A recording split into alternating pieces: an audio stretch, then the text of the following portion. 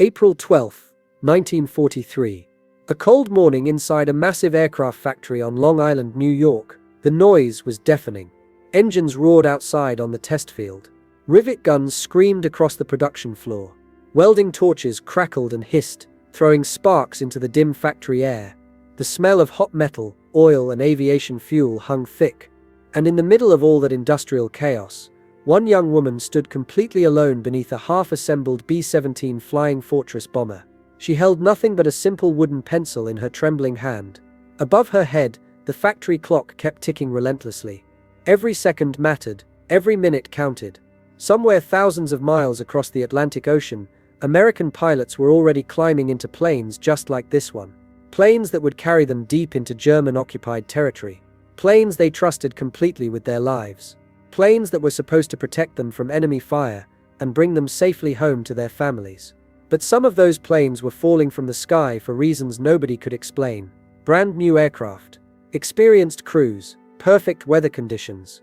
And still they fell, spinning out of control, breaking apart in mid-air, crashing into fields and forests, killing everyone aboard. And this woman standing alone with her pencil was about to discover exactly why. Her name was Beatrice Shilling. She wasn't famous. She wasn't a decorated military officer or a celebrated aeronautical engineer with advanced degrees. She was just a quality control inspector, one of hundreds working in aircraft factories across America. Her official job was supposed to be simple and straightforward. Walk the production line, check the planes visually, sign the inspection paperwork, move them down the line toward final assembly, keep production moving at maximum speed, never slow things down, never ask too many questions, never create delays. But Beatrice had noticed something that absolutely nobody else seemed to see or care about. Tiny gaps in metal joints where surfaces should sit perfectly flush. Crooked bolts that didn't quite match the precise engineering drawings. Rivets that looked right at first glance but felt wrong when you touched them. Parts that had supposedly passed inspection but somehow didn't match the specifications she had memorized. So she did something that would eventually save hundreds of American lives. Something simple, something obvious, something that would get her in serious trouble. She grabbed her wooden pencil and ran it slowly, carefully along the wing seams of a B-17 bomber. And the pencil dipped. It dropped into a gap that shouldn't have existed. She pulled it back and tried again in another spot. It dipped again, and again, and again. The pencil kept finding gaps, misalignments, and irregularities that should never have been there. Not in a plane that was about to carry American boys into combat against German fighters and flak guns.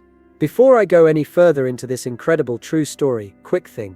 If you're into real World War II history like this, stories about actual people doing extraordinary things that history books completely forgot about, hit that subscribe button right now. We bring you real moments, real courage, real mysteries, and real history every single week. Stories that deserve to be remembered. Stories that changed the war in ways most people never learned about. And trust me, this particular story gets absolutely insane. That simple pencil line would eventually expose 18 sabotaged aircraft ready to ship overseas. It would uncover a sophisticated German espionage and sabotage network operating inside American war factories. It would expose paid collaborators working right alongside loyal American workers. And it would permanently change aircraft inspection procedures for the rest of the war and beyond. This is the story of the test they banned, the woman who absolutely refused to stop using it, and the hundreds of lives saved by one person's stubborn refusal to ignore what her eyes could see and her hands could feel. Before World War II began, America genuinely believed its factories were completely untouchable and absolutely safe. No German bombs fell on New York City or Detroit. No artillery shells hit factory districts in California. No enemy soldiers marched through American streets. No submarines could reach inland industrial centers. American aircraft rolled off production lines day and night in absolutely staggering numbers that shocked even American military planners. Workers poured into these factories from absolutely everywhere. Small farming communities, rural towns, city shops and stores. High school classrooms where teenagers lied about their age to get war jobs. Many of these workers had never built anything more complicated than furniture or farm equipment before in their entire lives. They didn't know the difference between a rivet and a bolt 6 months earlier. But now they were building B-17 bombers. Complex, deadly, absolutely vital strategic bombers that would carry the war directly to Nazi Germany. But German military intelligence knew all of this. They weren't blind or stupid. They studied American industrial capacity obsessively and in tremendous detail. They analyzed production reports that leaked through neutral countries. They studied factory locations using maps and photographs. They interviewed refugees and travelers who had worked in or near these facilities. They identified weak points in the American production system, security gaps, oversight failures, places where the system was vulnerable, and they realized something absolutely crucial to their war strategy. They couldn't bomb American factories from across the Atlantic Ocean. The distance was simply too far. Their Luftwaffe bombers couldn't reach that far with any meaningful payload and return safely. Their U-boats couldn't bombard coastal factories effectively. Direct military attack was impossible, but they could do something else. Something quieter, something far more insidious and far more effective. Something that would cause chaos without firing a single shot. They could slip people inside those factories. Agents, saboteurs, collaborators. Some posed as ordinary workers with false papers and fabricated backgrounds. Others were German sympathizers already living in America who could be recruited or paid. Still others were simply desperate workers who needed money and didn't fully understand what they were really doing or didn't care about the consequences. Some thought they were helping to end the war faster. Others just needed cash to feed their families during hard times. The motivations varied, but the result was the same: enemy agents working inside American war factories. The sabotage plan was absolutely brilliant in its cruel simplicity. Don't blow things up. Don't draw attention. Don't create obvious damage. Instead, make small changes. Introduce damage that was incredibly hard to detect during standard inspections. A bolt loosened by just a quarter turn, not enough to fall out immediately, but enough to vibrate loose during flight. A structural brace carefully filed thin by a fraction of an inch in a spot where inspectors rarely looked closely. A hairline crack deliberately introduced into a fuel line using a small sharp tool. A rivet loosened just slightly so it would pop under stress. Nothing obvious enough to be spotted during normal quality control checks. Nothing big enough to raise immediate red flags or cause alarm bells. But more than enough to cause catastrophic mechanical failure later. Much later, high in the sky over enemy territory, 20,000 feet above the earth. Thousands of miles from any possible help, where a sudden mechanical failure meant absolute certain death for the entire crew. At first, the crashes looked completely normal and explainable. War was incredibly dangerous. Everyone understood and accepted that basic fact. Planes broke under enormous stress. Pilots made fatal mistakes in the chaos of combat. Equipment failed in extreme conditions. Metal fatigued from repeated stress cycles. Engines overheated and seized. Hydraulic systems failed. Electrical systems shorted out. Wings iced up. A million things could go wrong. That was simply the brutal reality of aerial warfare. Everyone expected losses. Everyone accepted casualties. That was just war. But then the numbers started climbing in ways that didn't make statistical sense. Good pilots with hundreds of flight hours. Experienced combat crews who had survived dozens of missions. Brand new aircraft fresh from American factories with zero flight time. Perfect weather conditions with unlimited visibility. And still they fell from the sky like broken birds. Spinning out of control. Breaking apart at altitude. Exploding for no apparent reason. Crashing in ways that made absolutely no sense to investigators. Military commanders initially blamed inadequate training programs. They said pilots weren't being prepared properly for combat conditions. Engineers blamed material stress and the inevitable limitations of rapid mass production. Some blamed combat fatigue affecting pilot judgment and reaction time. Others blamed bad luck or enemy action that wasn't being properly documented. But absolutely nobody blamed the factory floor itself, that was completely unthinkable. Almost treasonous to even suggest American manufacturing was supposed to be the arsenal of democracy. It was the absolute pride of the nation, the thing that made America different and superior. Untouchable, unstoppable. Beyond any possible reproach or criticism. The very idea that deliberate sabotage could be happening inside American war factories was considered so outrageous that people who suggested it were sometimes accused of spreading defeatist propaganda or enemy lies designed to damage morale. But Beatrice Shilling didn't buy any of it. Not for 1 second. She was quiet by nature, almost shy in social situations, but absolutely sharp and observant. She had grown up in a working-class household where things got fixed and repaired, not thrown away and replaced. Bicycles, radios, clocks, washing machines. Anything mechanical that broke. Money was tight and repairs were cheaper than replacements. Her father had been a mechanic and had taught her a simple but profound philosophy from early childhood. Trust what your hands can feel when you touch something. Trust what your eyes can see when you look closely. Trust your instincts when something feels wrong, even if you can't immediately explain exactly why it feels wrong. That gut feeling matters. That little voice in your head that says this isn't right is usually correct. Don't ignore it. Don't dismiss it. Don't let anyone talk you out of believing your own senses. During one completely routine inspection early in her career at the factory, she ran her wooden pencil across a wing seam out of pure curiosity, just checking, just being thorough. The pencil dipped slightly down into a gap that absolutely shouldn't have existed according to any engineering specification. She stopped cold. Her heart skipped. She pulled out the thick technical specifications manual and checked the drawings again very carefully. According to the precise engineering drawings created by aeronautical engineers, that particular seam should be absolutely flush, perfectly aligned within tolerances of less than a millimeter. No gaps whatsoever. Zero space. Metal touching metal. She moved to another aircraft sitting on the same production line. She ran her pencil across the same location. Same problem. Same dip. Same gap. Then another plane. Same exact thing again. Always in the same spot. Always the same size gap. She began using the pencil test obsessively on every single aircraft she could physically reach during her shifts. It became her personal ritual. Her private obsession. When the pencil stayed perfectly flat, she felt satisfied and moved on to the next plane. When it dipped and revealed a gap, she marked that specific plane with chalk and dug deeper to find out why. Soon her list began to grow at an alarming and frightening rate. Too many planes showing problems. Too many identical issues in identical locations. Too many patterns that made absolutely no sense whatsoever, if this was just random production error or worker incompetence. Random errors don't create identical patterns across multiple aircraft. Random mistakes don't appear in the exact same location over and over again. This was something else. Something deliberate. Something systematic. She reported her findings to factory management immediately and urgently. She showed them her documentation. She walked them through her process. She demonstrated the pencil test on multiple aircraft. They laughed at her. Some literally laughed out loud. A pencil wasn't an approved inspection tool in any official manual. It wasn't part of standard operating procedures developed by engineers. It wasn't scientific or precise.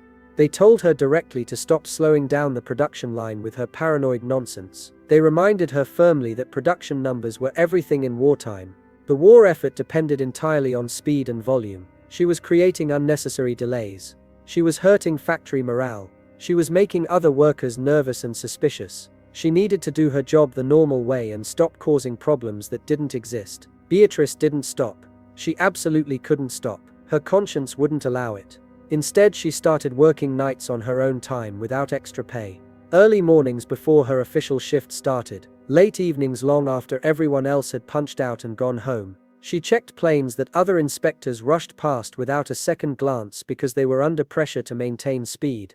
And she found more problems. Many more problems. Bolts that had been deliberately cut just slightly too short, so they wouldn't hold under stress. Structural braces carefully filed thin in specific spots where stress would be absolutely highest during flight operations. Fuel lines with tiny, nearly invisible nicks that would eventually rupture under pressure at altitude. Rivets that had been loosened by exactly the right amount to fail catastrophically when the aircraft pulled high-gone maneuvers. All of it small, all of it nearly invisible to casual inspection or even careful inspection. All of it absolutely deadly once that plane reached operational altitude and combat conditions. She began tracing patterns obsessively in a private notebook. Same damage locations across multiple aircraft. Same production lines showing problems. Same work shifts when the damage appeared. Same supervisors overseeing those shifts. Over and over and over again in clear, undeniable patterns. This wasn't random manufacturing error caused by undertrained workers. This wasn't accidental damage from carelessness or fatigue. This was deliberate. This was systematic. This was organized sabotage operating right under everyone's noses. When she brought her accumulated evidence to management with meticulously documented proof, specific dates, plane identification numbers, photographic evidence, and detailed written reports, the response was swift and harsh and punishing. The pencil test was officially banned by factory management. Prohibited, forbidden, absolutely not allowed under any circumstances. Supervisors told her directly that it was scaring workers unnecessarily. It was creating paranoia and suspicion on the factory floor. It was damaging morale during wartime when morale was critical. It was causing production delays that were completely unacceptable when American soldiers needed planes immediately. They ordered her directly and unambiguously to sign off on planes and move them down the production line. Do her job the standard approved way. Stop making trouble. Stop asking uncomfortable questions. Stop slowing things down. Stop being difficult. Beatrice refused absolutely. She kept her records meticulously and secretly. Deets. Specific times. Plane tail identification numbers. Shift schedules. Worker names when she could discreetly get them. Supervisor assignments. She documented absolutely everything in a small notebook she carried everywhere, hidden in her jacket pocket. She never left it unattended. She never let it out of her sight. She knew instinctively that what she had discovered was bigger than production quotas or factory efficiency or even her own job security. This was literally life and death. American lives. Young men who would die screaming if these sabotaged planes reached combat units. And then came the crash that changed absolutely everything and vindicated everything she had been saying. A B-17 Flying Fortress bomber went down during what should have been a completely routine test flight over Long Island Sound. It was a beautiful clear day. Unlimited visibility. Experienced military test pilots with thousands of flight hours. Brand new aircraft that had just rolled off the production line days earlier. Everything absolutely perfect. No combat stress, no enemy fire, no bad weather, no pilot error. And then suddenly, without any warning, the plane just broke apart in mid-air. Witnesses on the ground said the wings simply folded up. The fuselage twisted. The plane came apart like a child's toy. Both pilots died instantly on impact with the cold water. There was no time to bail out. No warning. No chance whatsoever. The wreckage was pulled from Long Island Sound piece by piece over several days and transported back to the factory for intensive investigation. Army Air Forces engineers tore the wreck apart methodically, looking for answers and explanations. And they found something that made their blood run absolutely cold. A critical wing brace had failed completely and catastrophically. But it hadn't failed from normal stress or metal fatigue or manufacturing defect. It had been deliberately filed thin, intentionally weakened, carefully sabotaged. And it was exactly the same type of damage in the exact same location that Beatrice Shilling had marked in her detailed reports weeks and weeks before. The same spot, the same method, the same pattern, the same everything. Her reports were immediately pulled from storage where they had been ignored and gathering dust. Her planes were counted and recounted carefully. Her warnings were reviewed by senior officers who had previously dismissed her as paranoid or hysterical. 18 aircraft showed absolutely clear signs of identical sabotage. All built on the same production lines. All assembled during the same shifts. All passed through standard inspection procedures without any red flags. All cleared for flight operations. All ready to be crated up and shipped overseas to combat units in England. If those 18 sabotaged planes had gone to Europe and entered combat operations, they would have broken apart during high-stress maneuvers, during bombing runs, during evasive action against German fighters. Flight crews would have died screaming as their planes disintegrated around them at 20,000 feet. Critical bombing missions would have failed. Entire squadrons could have been wiped out in a single day. All because nobody wanted to believe that organized sabotage was possible inside an American factory. The Army Air Forces launched an immediate and extremely quiet investigation. Counterintelligence agents moved into the factory within hours of the crash. They interviewed hundreds of workers. They checked backgrounds thoroughly. They followed suspected individuals home. They monitored conversations. They infiltrated social groups. They checked financial records. And they found workers with highly suspicious connections. Secret meetings late at night in dark corners of the city with unidentified individuals. Missing specialized tools that were never reported stolen. German money hidden in lunch pails and jacket pockets and under floorboards. Contact information for known Axis operatives and suspected spies. The entire sabotage network began to unravel quickly once investigators finally knew exactly what to look for and where to look. Arrests followed within days. Entire production lines were shut down. Aircraft already cleared for shipment were stripped down and rebuilt. New inspection procedures were ordered across every aircraft factory in the country. And the pencil test that had been banned suddenly became mandatory standard procedure. Inspectors received new orders. Trust simple tools. Trust your eyes. Trust your instincts. Question everything. One thin line of graphite drawn by one persistent woman had done what official procedures completely failed to do. It exposed enemy sabotage and saved hundreds of American lives. American pilots noticed the change immediately. Mysterious mechanical failures virtually disappeared.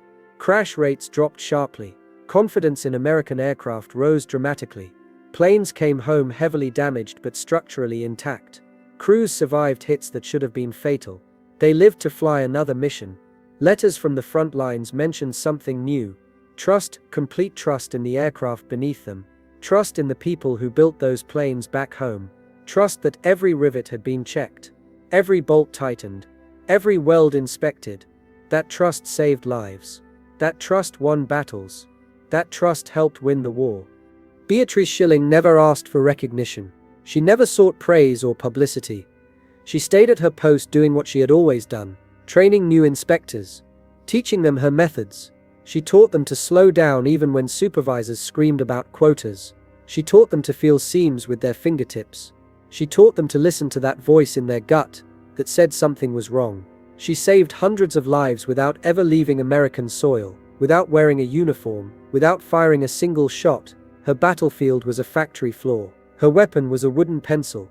Her victory was measured in planes that came home and men who survived. After the war ended, countless stories were told. Fighter aces and their victories. Famous battles and decorated heroes, but very few stories mentioned factory floors. Even fewer mentioned quality inspectors. Almost nobody mentioned a quiet woman with a wooden pencil who refused to look away when something felt wrong. Who refused to be silenced. Who refused to value production speed over American lives. But pilots remembered her. Some wrote to her years later. Some visited decades after the war. They thanked her personally for their lives, for their families, for grandchildren they never would have had if their plane had broken apart over Germany. That cold morning in April 1943, Beatrice went back to the same spot on the factory floor. Same noise, same smell of oil and metal, same half-assembled bomber, waiting for inspection. She drew her pencil line once more. This time it stayed perfectly flat, smooth, true. She smiled just a little, then moved on to the next plane. Because the work never stopped, and American boys still needed planes they could trust. Her story was part of something much bigger. America didn't win World War II just with bombs and bullets. It won with people. Ordinary people doing extraordinary things. People who questioned authority when something felt wrong. People who refused to sacrifice safety for speed. People who understood that small details mattered just as much as grand strategy. From shipyards to airfields, from tank factories to ammunition plants, small choices by millions of workers added up to overwhelming industrial power that could not be defeated. By 1944, American factories produced more military aircraft than all Axis nations combined. Millions of workers, thousands of daily inspections, countless acts of diligence and courage. Each one made the difference between life and death in the sky. Here's the number that matters most. 18 aircraft. That's how many planes Beatrice Shilling stopped from reaching combat units. Each B-17 bomber carried 10 men. That's 180 lives saved by one woman drawing one pencil line and refusing to ignore what she found. 180 fathers who came home. 180 sons who survived. 180 futures that continued because someone cared enough to use a pencil.